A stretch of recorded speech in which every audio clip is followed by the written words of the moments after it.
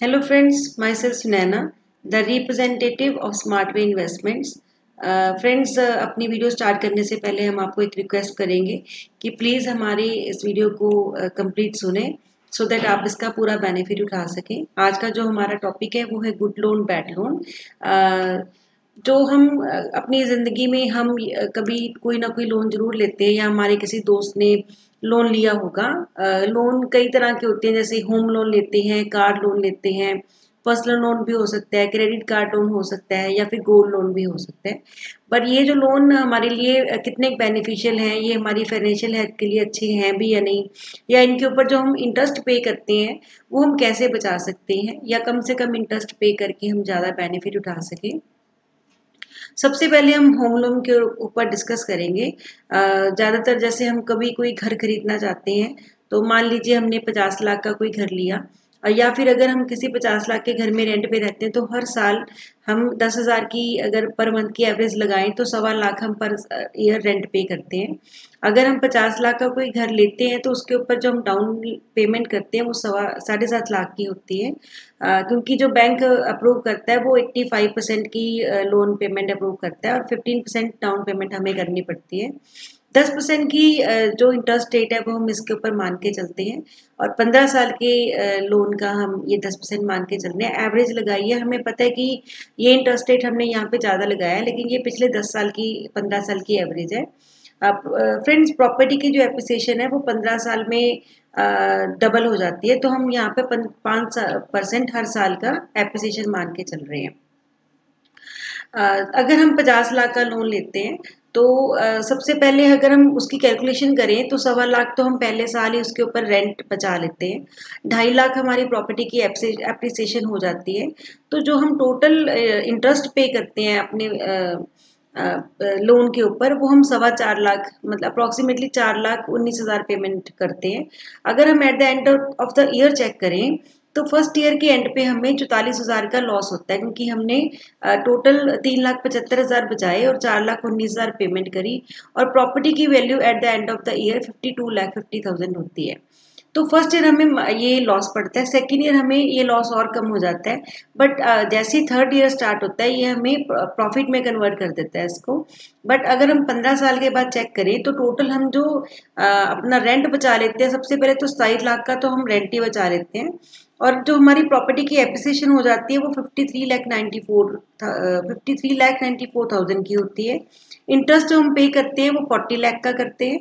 Total जो हमें profit होता है वो 41 लाख का होता है, और अप्रॉक्सीमेटली हमारी प्रॉपर्टी की value eight the end of the 15 years 1,03,00,000 की हो जाती है। सीधा सीधा अगर हम बात करें तो जो हम होम लोन ले रहे हैं तो उसके ऊपर हमें सबसे पहले हम 50 लाख के लोन के ऊपर 7.5 लाख की हमें डाउन पेमेंट करनी पड़ती है, और 42,50,000 की हमें प्रिंसिपल अमाउंट बैंक से मिलती है लोन के रूप में। और जो हम इंटरेस्ट पे करते हैं वो 39,70,000 का करते हैं। टोटल हम 90 लाख की पेमेंट करते हैं अप्रॉक्सीमेटली। बट 15 साल के बाद जो हमारा घर है वो 1 करोड़ का हो जाएगा। टोटल जो हम इंटरेस्ट पे कर रहे हैं उसके ऊपर हमें 80 का टैक्स रिबेट भी मिलेगा, टैक्स बेनिफिट भी मिलेगा। तो ये जो हाउस लोन है ये हमारे लिए अच्छा लोन है, बट ये जो कैलकुलेशंस हम लगा रहे हैं वो 15 साल की लगाई है, क्योंकि 15 साल की ईएमआई जो हम पे कर रहे हैं वो जेन्युइन है।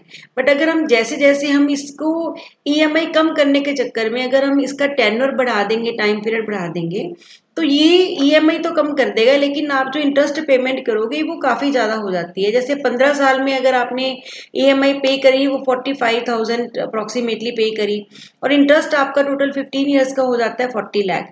बट अगर यही पेमेंट आप 30 ईयर्स में ले जाओगे तो आपको सिर्फ 8,000 का ईएमआई में बेनिफिट मिलता है। बट जो आप इंटरेस्ट पे करते हो वो पहले से डबल कर देते हो, मतलब पहले आपने 40 लाख करी, अब यहाँ पर आपने 91 लाख पेमेंट करी।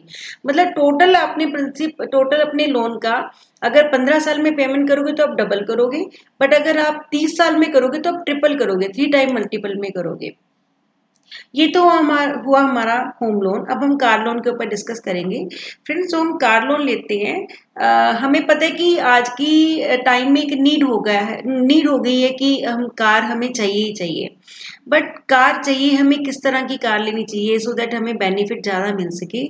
जो हम कार लेते हैं आजकल एवरेज 12 लाख की लोग कार पसंद करते हैं। तो अगर हम बैंक से हमें लोन मिलता है उसके ऊपर वो 10 लाख का मिलता है, 2 लाख की हम इसके ऊपर डाउनलोड पेमेंट कर देते हैं। जो कार लोन है उसका जो इंटरेस्ट रेट है वो हाउस लोन से 2% ज़्यादा है, तो 12% हम इसका इंटरेस्ट रेट पिछले 7 साल का एवरेज मान के चल रहे हैं। 7 साल की हमने इसका टेन्योर लिया लोन पेमेंट करने का, 7 साल की जो EMI होगी वो 17,600 होगी अप्रॉक्सीमेटली। तो टोटल जो हमने कार लोन पे किया उसके ऊपर जो इंटरेस्ट पे किया वो 4,42,000 का किया। मतलब आपकी टोटल जो पेमेंट आपको पड़ गई कार की वो 16.5 लाख की हो गई। ये आपने 7 साल में टोटल 12 लाख की कार की वैल्यू 16.5 लाख पेमेंट करी। अब 7 साल के बाद आपको चेक करोगे तो हर साल आपकी कार के ऊपर जो डेप्रिसिएशन पड़ी आपकी 12 लाख की कार 3 लाख की रह गई। मतलब वो 12 लाख की नहीं, एक्चुअली वो 16.5 लाख की कार वो 3 लाख की रह जाती है। तो आप अपने आप को बहुत हरास ठगा सा महसूस करते हो कि जैसे कुछ गलत हो गया होता है कि मेरी तो कार बहुत ही कम वैल्यू की रह गई है। तो अगर आप कार अपनी बेनिफिट के लिए लेना चाहते हो, यूजर्स के लिए लेना चाहते हो, बहुत ज़रूरी है आपको, तो कोशिश करें या तो आप सेकंड हैंड कार लें, सो दैट क्योंकि जैसे ही कार अपने शोरूम से निकल जाती है उसी दिन से उसकी प्राइस 15-20% कम हो जाती है। पर अगर आप 1 साल के बाद उसी कार को खरीदते हो तो आपको सबसे पहले तो सीधा सीधा कार के ऊपर ही बेनिफिट मिल जाता है, 20-25% उसकी वैल्यू आपको कम होके मिल जाएगी। या फिर आप कार 5-6 लाख की लीजिए सो दैट आपको कम इंटरेस्ट रेट पे करना पड़े, कम EMI पेमेंट करनी पड़े और डेप्रिसिएशन भी उसके ऊपर कम पड़े, सो दैट आपको ऐसे महसूस ना हो कि आपने कार लोन लिया और आपको ये नुकसान पड़ हो गया इसके ऊपर। इसके बिना हम जो कंज्यूमर लोन लेते हैं, कंज्यूमर लोन भी होता है, जैसे मोबाइल फ़ोन हो गया, LED के ऊपर लोन ले लिया, क्रेडिट कार्ड लोन ले लिया, हाउस होल्ड प्रोडक्ट्स काफ़ी सारे जो हमें यूजेस में होते हैं, चाहिए होते हैं, हम लोन ले लेते हैं, कंज्यूमर आइटम लोन ले लिया हमने। तो ये जो लोन होते हैं ये लोन हमें कंपैरेटिवली लॉस देते हैं, क्योंकि जो क्रेडिट कार्ड लोन है उसके ऊपर हमें अप्रॉक्सीमेटली 39% का इंटरेस्ट पे पड़ता है। मोबाइल फोन्स, LEDs और कंज्यूमर आइटम्स के ऊपर हमें 24% का इंटरेस्ट पेमेंट करना पड़ता है, जो कि काफ़ी ज़्यादा पड़ता है। तो हमारे हिसाब से कंज्यूमर लोन जो है वो एक बैड लोन है। होम लोन को हम अच्छा लोन मानते हैं, कार लोन को हम बैड लोन मानते हैं, क्रेडिट कार्ड लोन को हम बैड लोन मानते हैं, कंज्यूमर लोन को हम बैड लोन मानते हैं। कार लोन अगर आप अपने बिजनेस पर्पस के लिए ले रहे हो फिर तो ठीक है, बट अगर आप अपनी पर्सनल लग्जरी के लिए, यूजर्स के लिए ले रहे हो तो हम ये कहते हैं कि ये बैड लोन है, या फिर आप थोड़ा सा सस्ता कार लेने की कोशिश करें। फ्रेंड्स, नेक्स्ट वीक जो हमारा टॉपिक होगा वो होगा magic of the pipe. Pipe होता क्या है ये हम आपको अपने नेक्स्ट वीडियो में बताएंगे। आशा करती हूँ कि आपको हमारा ये वीडियो अच्छा लगा होगा।